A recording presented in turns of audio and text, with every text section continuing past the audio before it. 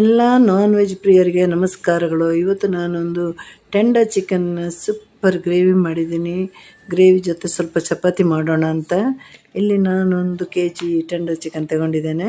ಇವತ್ತು ನಾನು ಗ್ರೇವಿಗೆ ವಿತ್ ಸ್ಕಿನ್ ತಗೊಂಡಿದ್ದೇನೆ. ಟೆಂಡರ್ ಚಿಕನ್ ವಿತ್ ಸ್ಕಿನ್ ತಗೊಂಡ್ರೆ ಪರವಾಗಿಲ್ಲ, ಅದರಲ್ಲಿ ಫ್ಯಾಟ್ಸ್ ಎಲ್ಲ ಬಹಳ ಕಮ್ಮಿ ಇರುತ್ತೆ. ಇದನ್ನು ಚೆನ್ನಾಗಿ ತೊಳೆದು ಒಂದು ಅರಿಶಿನ ಪುಡಿ ಹಾಕಿ ಒಂದು 5 ನಿಮಿಷ ನಾನು ಹಾಗೆ ಇಡ್ತೀನಿ. ಚೆನ್ನಾಗಿ ಅರಿಶಿನ ಮಿಕ್ಸ್ ಮಾಡಿ ಇಡಬೇಕು, ಯಾಕಂದರೆ ಚಿಕನಿಗೆ ಮುಖ್ಯ ಪಾತ್ರ ವಹಿಸದೆ ಅರಿಶಿನ. ಇಲ್ಲಿ ನಾವು ಮಸಾಲೆ ಎಲ್ಲ ರೆಡಿ ಮಾಡೋಣ. ನಾನಿಲ್ಲಿ 1 ಸ್ಪೂನ್ ಧನಿಯಾ ಬೀಜ, ಸ್ವಲ್ಪ ಬಿರಿಯಾನಿಗೆ ಹಾಕೋ ಎಲ್ಲ ಮಸಾಲೆಗಳನ್ನು ಚೂರು ಹಾಕಿಬಿಟ್ಟು ಹುರಿದಿದ್ದೀನಿ.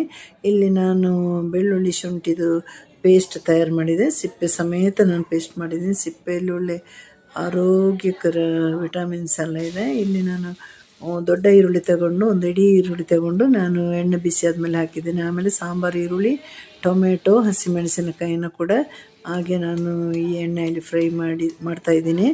2 ಸ್ಪೂನಷ್ಟೇ ಎಣ್ಣೆ ತಗೊಂಡಿರೋದು, ನಾನು ಜಾಸ್ತಿ ತಗೊಂಡಿಲ್ಲ. ಒಂದಿಷ್ಟು ಚಿಕನ್ಗೆ ನಾನು 2 ಸ್ಪೂನ್ ಎಣ್ಣೆಯಲ್ಲಿ ಮಾಡ್ತಾಯಿದ್ದೀನಿ. ಇವಾಗ 1 ಸ್ಪೂನ್ ನಾನೇ ಮಾಡಿರೋ ಬೆಳ್ಳುಳ್ಳಿ ಶುಂಠಿ ಪೇಸ್ಟ್ ಹಾಕಿದೆ. ಹಾಗೆ ನಾನು ಸ್ವಲ್ಪ ಉಪ್ಪು ಕೂಡ ಇದಕ್ಕೆ ಹಾಕಿದೆ. ನಾನು ಚಿಕನ್ಗೆ ಮೊದಲೇ ಉಪ್ಪು ಹಾಕಿರಲಿಲ್ಲ. ಇವಾಗ ಸ್ವಲ್ಪ ಅರಿಶಿನ ಪುಡಿ ಮತ್ತೆ ಹಾಕಿದೆ. 1/4 ಸ್ಪೂನು ರೆಡ್ ಚಿಲ್ಲಿ ಪೌಡ್ರ್ ಹಾಕಿದ್ದೀನಿ. ಇದನ್ನು ಚೆನ್ನಾಗಿ ಅದರ ಹಸಿ ವಾಸನೆ ಹೋಗುವ ತನಕ ಫ್ರೈ ಮಾಡ್ತಾ ಹೋಗಬೇಕು, ಮೀಡಿಯಮ್ ಅಥವಾ ಸಿಮ್ಮಲ್ಲಿಟ್ಟು. ಆಮೇಲೆ ಸ್ವಲ್ಪ ಅದು ಸೀದು ಹೋಗೋದಾಗ ಒಂಚೂರು ನೀರು ಹಾಕಿ ಇವಾಗ ಚಿಕನ್ ಹಾಕಿ ಚೆನ್ನಾಗಿ ಮಿಕ್ಸ್ ಮಾಡಿ, ಆಮೇಲೆ ಉಪ್ಪು ಬೇಕಂದ್ರೆ ನೋಡಿ ಹಾಕ್ಕೊಳ್ಬೇಕು. ಚಿಕನ್ ಈಗ ಸ್ವಲ್ಪ ನೀರು ಹಾಕಿ ಚಿಕನ್ನ ಒಂದು 10-15 ನಿಮಿಷ ಬೇಯಿಸಬೇಕು. ಇವಾಗ ಚಿಕನ್ ಚೆನ್ನಾಗಿ ಬೆಂದಿದೆ. ಬೆಂದ ಮೇಲೆ ನಾನು ಒಂದು ಸಣ್ಣ ನಿಂಬೆಹಣ್ಣಿನ ಜ್ಯೂಸ್ ತಗೊಂಡು ಅದಕ್ಕೆ ಹಾಕಿದೆ. ಇವಾಗ ಕರಿಬೇವು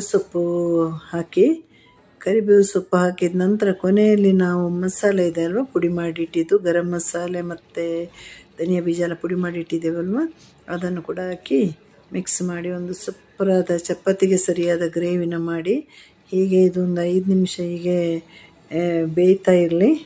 ಕೊನೆಯಲ್ಲಿ ಬೇಕು ಅಂತ ಆದರೆ ಮಾತ್ರ ಸ್ವಲ್ಪ ಕೊತ್ತಂಬರಿ ಸೊಪ್ಪು ಹಾಕ್ಕೊಳ್ಳಿ, ಬೇಡ ಅಂದರೆ ಬೇಡ. ಆಲ್ರೆಡಿ ಇದು ಸೂಪರಾಗಿರುವ ಗ್ರೇವಿ ರೆಡಿಯಾಗಿದೆ. ಎಲ್ಲರೂ ಮನೆಯಲ್ಲಿ ಮಾಡಿ ನೋಡಿ, ತುಂಬ ಚೆನ್ನಾಗಿರುತ್ತೆ. ಚಪಾತಿಗಂತೂ ಹೇಳಿ ಮಾಡಿಸಿದಂಥ ಒಂದು ಡಿಶ್ ಇದು. ಇನ್ನೂ ನಾವು ಕೊತ್ತಂಬರಿ ಸೊಪ್ಪು ಹಾಕಿದಾಗ ಇನ್ನೂ ಘಮ ಅಂತ ಆಗುತ್ತೆ. ಹಾಗಾಗಿ ಎಲ್ಲರ ಮನೆಯಲ್ಲಿ ರೆಡಿ ಮಾಡಿ ನೋಡಿ, ತುಂಬ ಚೆನ್ನಾಗಿದೆ. ಮತ್ತೆ ಒಳ್ಳೊಳ್ಳೆ ಅಡುಗೆಯೊಂದಿಗೆ ಬರ್ತೀನಿ. ಸರಿತಾ ಕುಕ್ ಆ್ಯಂಡ್ ವ್ಲಾಗ್ಸ್ಗೆ ನಿಮ್ಮದೆಲ್ಲ ಸಪೋರ್ಟ್ ಇರಲಿ, ಸಬ್ಸ್ಕ್ರೈಬ್ ಆಗಿ. Tata bye, see you, take care, have a nice day.